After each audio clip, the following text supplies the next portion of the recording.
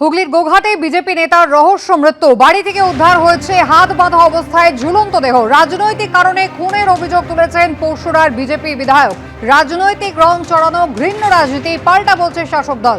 গোঘাটের BJP সংখ্যালঘু মোর্চার মণ্ডল সভাপতি ছিলেন শেখ বাকিবুল্লাহ। সকালে বাড়ির লোকেরা দেখতে পান দোতলার বারান্দায় বাকিবুল্লাহর ঝুলন্ত দেহ, যার হাত দুটি দড়ি দিয়ে সামনে জড়ো করে বাঁধা ছিল।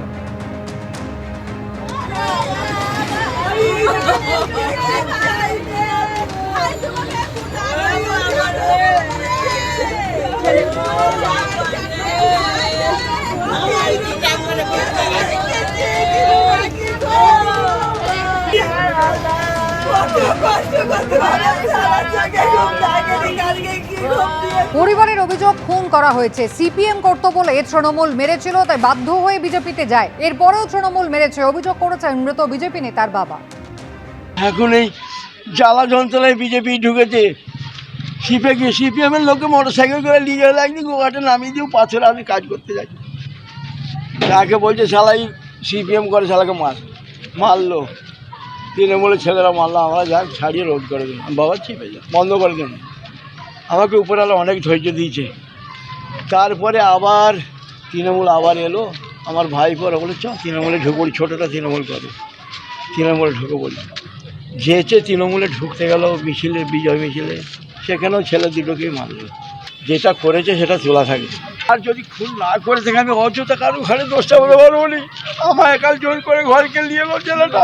বাড়ি থেকে উদ্ধার হয়েছে এই বিজেপি নেতার হাত বাঁধা ঝুলন্ত দেহ। একেবারে রাজনৈতিক কারণে পরিকল্পিতভাবে তাকে হত্যা করা হয়েছে পরিবার, এমনটাই অভিযোগ করছেন। তার স্ত্রী কি দাবি করেছেন, কি অভিযোগ তাঁর, দেখুন। বৌমা তুমি খেলাও না, তোমার ছেলে এসো খাও। বৌমা খেলাও না, তরকারি ঠান্ডা হয়ে যায়। আমি দুটি ভাত নিয়ে খেতে লেগে গেছি ওর আসার আগে। আর ও না এলে আমি শুইনি, আমি বসে আছি ওর লেগে যে কখন আসবে।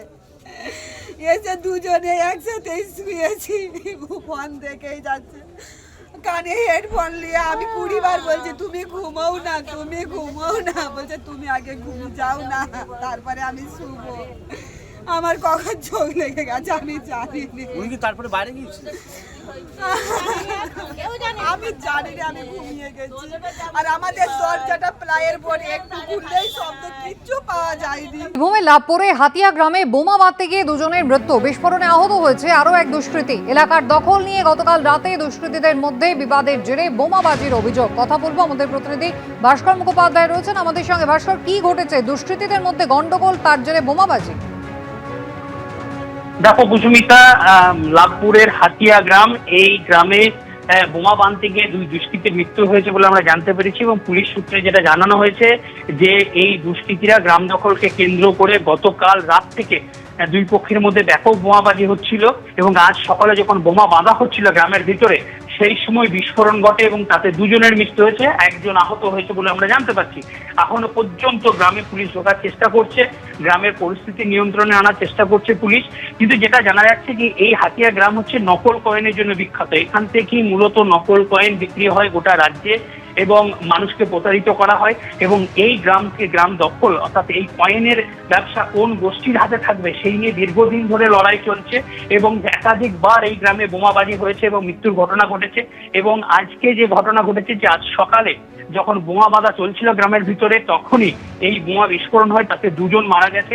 এবং যারা মারা গেছে তাদের পরিচয় এখনো পর্যন্ত পরিষ্কার নয়, তারা ওই গ্রামেরই না গ্রামের বাইরে কেউ, সেটা এখনো পর্যন্ত পরিষ্কার নয়। কিন্তু এটা ঘটনা যে গ্রামে উত্তেজনা রয়েছে, পুলিশ ভেতরে ঢোকার চেষ্টা করছে, ঢুকে পরিস্থিতি নিয়ন্ত্রণে আনার চেষ্টা করছে। যেটা আমরা জানতে পেরেছি যে এই যে নকল কয়েন, মূলত সোনার কয়েন বলে বিভিন্ন জায়গাতে মানুষকে প্রতারিত করা হয়, লক্ষ লক্ষ টাকা মানুষ প্রতারিত হন। এবং এটা দীর্ঘদিন ধরে চলছে এই ব্যবসা। এবং পুলিশ বেশ কিছু রেডও করেছে গ্রামে, কিন্তু দুষ্কৃতীদের আটক করেছে। শুধু এই রাজ্যে নয়, রাজ্যের বাইরেও প্রতারণার ঘটনা ঘটেছে এই গ্রাম থেকে।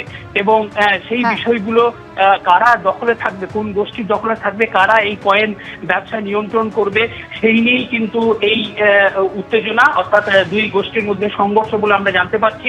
এবং গ্রাম সূত্রে যেটা জানা যাচ্ছে যে গতকাল বিকাল থেকে শুরু হয় এই বোমাবাজি দুই পক্ষের মধ্যে। বিক্ষিপ্তভাবে বোমাবাজি চলছিল, রাতের দিকে সেই বোমাবাজি বাড়ে। একেবারে পুলিশ এলাকায় গিয়েছে এবং পরিস্থিতি নিয়ন্ত্রণে আনার চেষ্টা করছে। ভাস্কর, ধন্যবাদ।